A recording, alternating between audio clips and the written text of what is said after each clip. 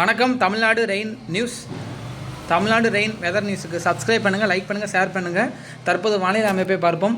வங்கக்கடலில் உருவாகியுள்ள மேலடுக்கு சுழற்சி அடுத்த 10 மணி நேரத்தில் புதிய தாழ்வு நிலையாக இலங்கை மற்றும் தமிழக கடற்கரை நோக்கி நகரக்கூடும். இதன் காரணமாக தமிழகத்தில் 11ஆம் தேதி, அதாவது 11ஆம் தேதி நாளை மாலை முதல் வடகடலோர மாவட்டங்களில் மழை தொடங்கும்.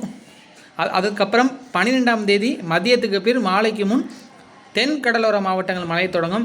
இந்த குறைந்த காற்றழுத்த தாழ்வு நிலையானது இலங்கை மற்றும் தென்மேற்கு வங்கக்கடலில் 11ஆம் தேதி முதல் 13ஆம் தேதி வரை நிலை கொள்ளும்.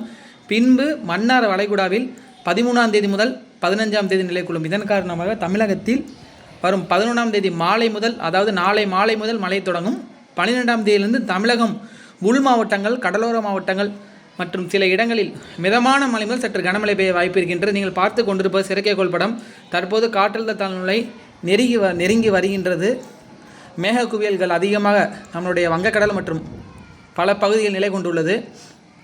தொடர்ந்து நம் அருகே நெருங்கி வருகிறதை நீங்கள் செயற்கைக்கோள் படம் மூலியமாக பார்க்கலாம். தற்போது நீங்கள் பாருங்கள், அந்த மேக கூட்டங்களை நம்ம சைடு கொண்டு வருது. தெரியுதா உங்களுக்கு? இது ஃபுல்லாகவே பார்த்தீங்கன்னா, அதாவது இது ஒரு சுழற்சி. இந்த சுழற்சியானது இலங்கையை நோக்கி வரும். ஆனால் இதை சுற்றி பாருங்கள், ஃபுல்லாக மேக கூட்டங்கள். இது ஃபுல்லாகவே மேக கூட்டங்கள் தான். ஈரம் இருந்த மேக கூட்டங்கள்லாம் இந்த சுழற்சியை சுற்றி இருக்கும் மேக கூட்டங்கள். இது என்னன்னா நம்ம இலங்கையை நோக்கி வருது. வரும்போது இவ்வளோ மேக கூட்டங்கள் எல்லாமே இது மேலே படும். நம்ம தமிழகத்துக்கு மேலே என்னாகும் டச் ஆகி படும்போது நமக்கு இப்போ கடலோர மாவட்டங்கள் மற்றும் பல இடங்களில் நல்ல மழைக்கான வாய்ப்பு இருக்கின்றது. அதை நான் சொன்னது 11ஆம் தேதியிலேருந்தே மழை தொடங்கிடும். நாளை மாலையிலேருந்து 12ஆம் தேதியிலேருந்து 15ஆம் தேதி வரைக்கும் இந்த சுற்று மழை இருக்கும். இதில் ஒரு சில இடங்களில் கனமழையும், சில இடங்களில் மிக கனமழைக்கும் வாய்ப்பு இருக்குது. உள் மாவட்டங்கள், கடலோர மாவட்டங்களில். அந்த மேற்கு தொடர்ச்சி தமிழகத்தில் 15, 16ஆம் தேதி ரெயின் இருக்கும். ஸோ இது தீவிரம் அடையாது. ஒரு குறைந்த காற்றழுத்த தாழ்வு நிலையாகவே நம் இலங்கை அருகே நல்ல மழையை கொடுக்கும். ஸோ பாருங்கள், அடுத்து பார்த்தீங்கன்னா இதில் பார்த்தா உங்களுக்கு தெரியும். இது பாருங்கள், சுழற்சி நமக்கு நாளைக்கு மாலை, அதாவது நாளை மாலை தெரியுதா உங்களுக்கு? அந்த மையப்பகுதி பாருங்கள், இலங்கை கிட்ட வருது. அப்போ பாருங்கள், நம்ம தமிழகம் முழுவதுமே நல்ல அந்த கடலோர பகுதி ஃபுல்லாகவே நல்ல மழைக்கான வாய்ப்பு இருக்குது. அதுதான் நான் அந்த செயற்கைக்கோள் படத்தில் காமிச்சிருக்கேன். அதே மாதிரி பார்த்தீங்கன்னா இது பாருங்கள், இந்த சிஸ்டம் போனதுக்கப்புறம் திருப்பி என்ன ஆகுதுன்னா, மறுபடியும் 20ஆம் தேதிக்கு அப்புறம் ஒரு இந்தோனேசியா ஒட்டி ஒரு சுழற்சி உருவாகுது. ஸோ அதையும் நான் உங்களுக்கு காமிச்சிருக்கேன் டீப்பாக. தெரியுதா உங்களுக்கு?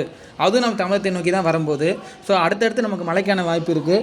ஸோ மீனவர்கள் கொஞ்சம் உஷாராக இருந்துக்கோங்க. ஆழ்கடலில் மீன் பிடிக்கும்போது கவனமாக இருங்க. மன்னார் வளைகுடா, குமரிக்கடல், தென்மேற்கு கடலில் மணிக்கு 45 முதல் 55 கிலோமீட்டர் வரை கடல் காற்று வீசும். சில சமயங்களில் 75 கிலோமீட்டர் வரை கடல் காற்று வீசும். மீனவர்கள் ஆழ்கடலில் மீன் பிடிக்க சொல்லும்போது மிகுந்த எச்சரிக்கையுடன் இருக்குமாறு கேட்டுக்கொள்ளப்படுகிறார்கள். நன்றி, வணக்கம். நாளை காலையில் மற்றொரு வானொலியை சந்திப்போம்.